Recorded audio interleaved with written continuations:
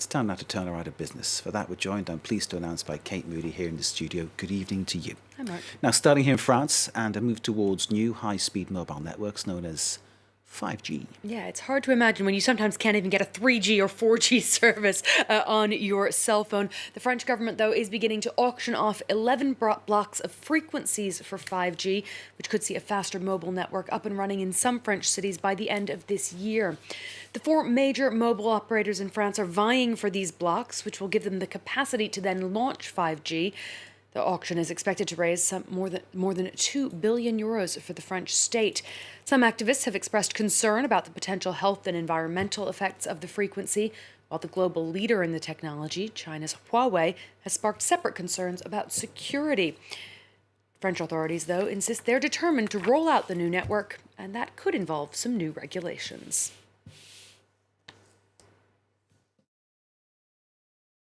Il faut poser les conditions pour que la manière dont cette technologie est déployée par ces entreprises privées se fasse effectivement dans l'intérêt des gens. C'est la posture du régulateur, du gendarme, quelque part, que nous avons voulu adopter sur la 5G.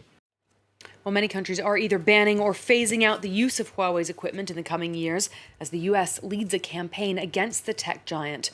In the UK, the Finnish group Nokia has now sealed a contract with BT to provide equipment for 5G networks. Prime Minister Boris Johnson banned mobile providers from using Huawei in July, opening an opportunity for Huawei's Western rivals. On Tuesday, a US government official said that Nokia and Swedish giant Ericsson were the only companies that European governments should consider choosing. The Spanish government has agreed to extend its emergency furlough scheme until the end of January. Like many other European countries, Spain launched the program during the lockdown in April to avoid large-scale layoffs during the coronavirus pandemic. The support was due to expire tomorrow, but it's been renewed until the end of January after talks with unions and employers. Some 750,000 people are currently receiving state-sponsored furlough payments in Spain. That's down from a peak of around 3.4 million earlier this year. Meanwhile, Spain's National Court has acquitted the former IMF chief Rodrigo Rato and 31 other defendants in a fraud trial linked to the country's banking crisis a decade ago. After stints as Spanish economy minister and managing director of the International Monetary Fund, Rato took the reins of the bank Caja Madrid in 2010. He then oversaw the merger of 7 lenders into what's now known as Bankia. But that group nearly collapsed and was nationalized just 2 years later, wiping out the personal savings of hundreds of thousands of shareholders. Rato had been accused of cooking the books, but a judge found that Bankia's stock listing had received all the necessary oversight. He's currently serving a 4.5-year jail sentence in a separate case for the misuse of Bankia credit cards. Let's check in on the day's trading action now. Wall Street has snapped a 3-day winning streak, although stocks did pare back some of their earlier, sharper losses by the close. The Dow Jones and S&P 500 each down nearly half a percentage point, the Nasdaq about a third. Airline stocks weighed down trade as the number of coronavirus cases in the U.S. continues to rise.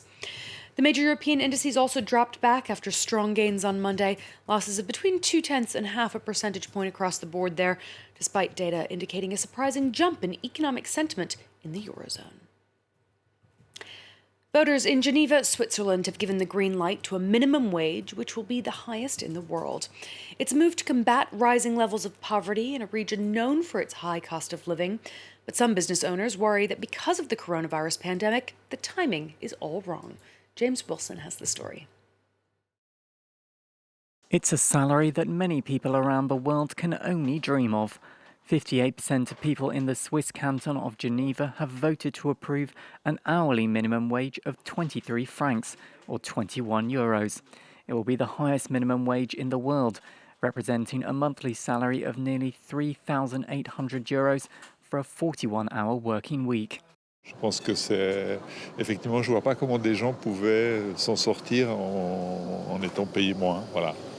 Geneva is only the third of Switzerland's 26 cantons to adopt a minimum wage, although the region rejected the idea twice previously, and many employers say the new rate is too high. C'est quand même assez énorme, parce qu'on ne va pas pouvoir augmenter non plus les prestations. Si on commence à augmenter les prestations, on se retrouve quand même dans une récession. On a le Covid qui s'est installé. On a pas mal de choses qui s'installent. Donc, comme je dis, la concurrence, le Covid et tout, au bout d'un moment, il y a un petit peu trop de choses qui se cumulent. Supporters of the new measure counter that Geneva has rising poverty and some of the highest living costs in the entire world. Quand on voit le prix des loyers qui sont très souvent aux alentours des 2000 francs suisses, et aujourd'hui, ces personnes sont en difficulté et parfois, il reste même des notes à payer quand vous allez à l'hôpital. It's estimated that the new minimum wage will benefit some 30,000 workers, around 2/3 of whom are women. And Mark, that wraps up our business bulletin for this evening. Oh, I wanted a bit more. Kate, thank you very much indeed. Great to see you, Kate, with all the business.